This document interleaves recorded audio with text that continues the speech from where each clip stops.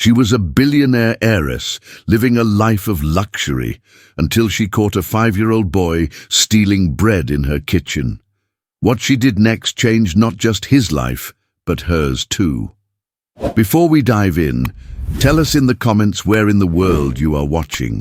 The night sky above Cape Town shimmered against the glass walls of Ava Sinclair's mansion, a world of silence and perfection. Every corner of her home gleamed like a museum, every sound measured, every movement controlled. Ava, the only daughter of a billionaire real estate tycoon, had grown up surrounded by everything money could buy, except the feeling of what it meant to need something. It was past midnight when Ava walked into her kitchen, barefoot, her silk robe brushing against the marble floor. The house staff had gone home hours ago. The air smelled faintly of baked bread, left on the counter earlier that evening. Then at a faint rustle, a soft clink of a metal spoon falling. Ava froze. Her eyes followed the sound, and there in the dim glow of the refrigerator light stood a small boy, no older than 5. His skin glistened with sweat, his eyes wide with fear. He was barefoot, his tiny hands trembling as he reached for the loaf of bread. He looked around once, then quickly tore a small piece and stuffed it into his mouth. For a moment, time stood still. The boy's eyes met hers, terror flashing across his face. The half-eaten bread slipped from his hand, landing softly on the floor. Ava didn't move. She simply stared, unable to believe what she was seeing in her own home. The child's clothes were torn, his stomach hollow, his eyes filled with something she had never known, hunger mixed with shame. He turned as if to run, but his legs shook too much to move. Ava slowly stepped forward, her voice low, almost whispering, "Hey, it's okay." But the boy's breathing quickened. He backed away, clutching his small fists tight. In that moment, surrounded by all her wealth, Ava felt something she hadn't felt in years: helplessness. The silence of her mansion now felt loud, the golden walls cold, and the piece of bread lying on the floor suddenly looked more precious than anything she owned. The next morning, sunlight poured through the tall windows of the mansion, painting golden lines across the kitchen floor. The air was heavy, not with noise, but with unspoken questions. Ava sat at the long marble counter, her mind replaying the image of that terrified child over and over again. Who was he? How did he end up here, and why? Was a child stealing bread in her house? Her thoughts were interrupted by hurried footsteps. Grace, her housemaid, rushed in, eyes red from crying. She immediately fell to her knees, her voice trembling. "Miss Ava, please forgive him. It was my son, Malik. He didn't mean to—" Her words broke, replaced by quiet sobs. Ava blinked, still trying to process it. "Your son?" she asked softly. Grace nodded, her hands clutching her apron tightly. "He's only 5. We live in the small quarters behind the garden, the one with the broken heater.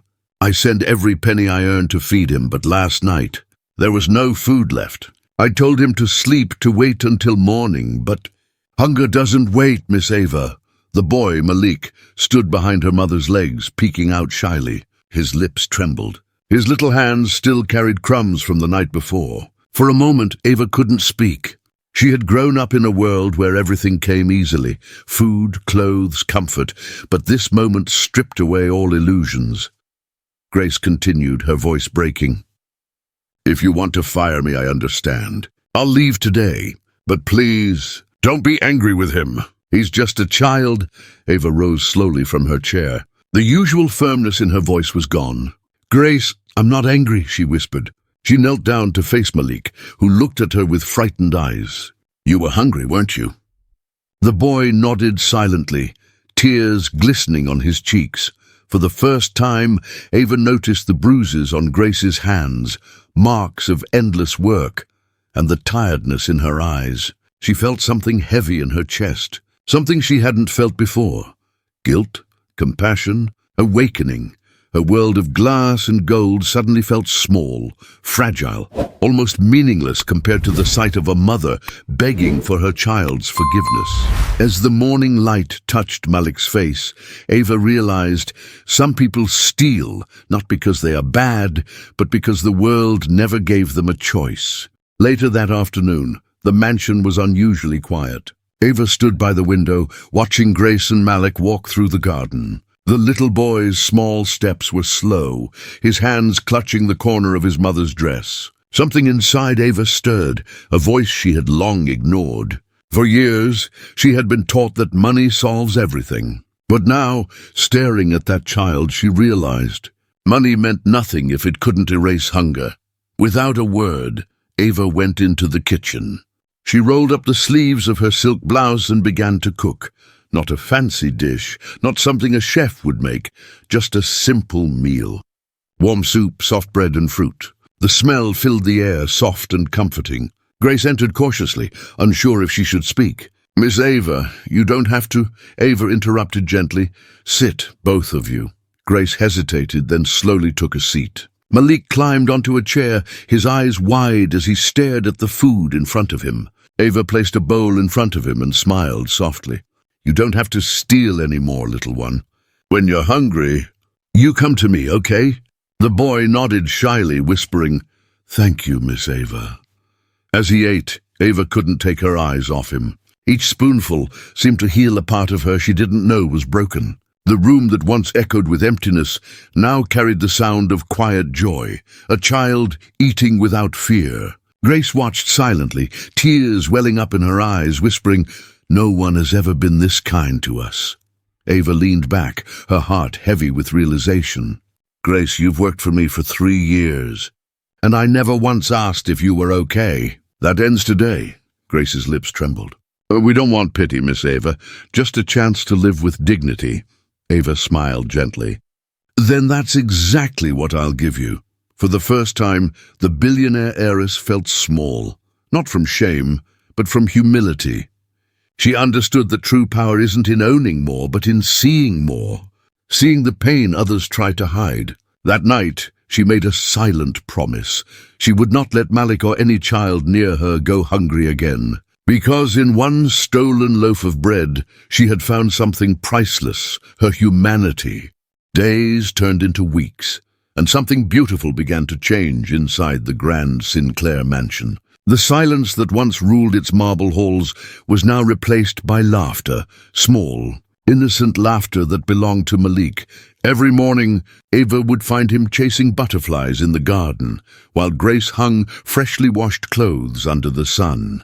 For the first time, the mansion felt alive, not because of wealth, but because of warmth. One sunny afternoon, Ava drove her silver car to the city's edge, where narrow streets were lined with crumbling walls and barefoot children. Grace sat beside her, nervous and quiet.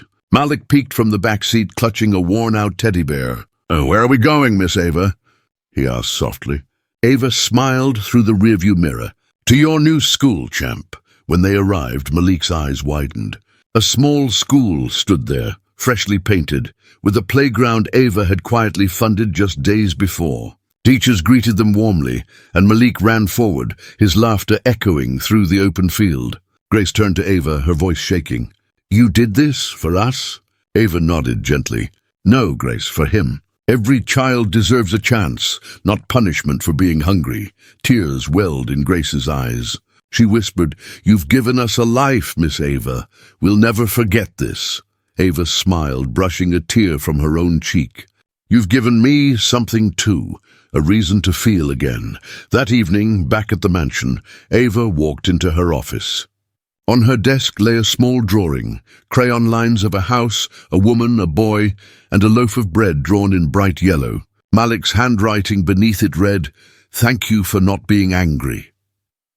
Ava stared at it for a long time before hanging it on the wall, right beside her father's portrait. As night fell, she stood by the window, watching the city lights flicker like stars below. For years, she had thought being rich meant having everything. But now she understood true luxury wasn't in diamonds or mansions. It was in the power to share a piece of bread, to lift someone when they've fallen, to give hope where the world had given none.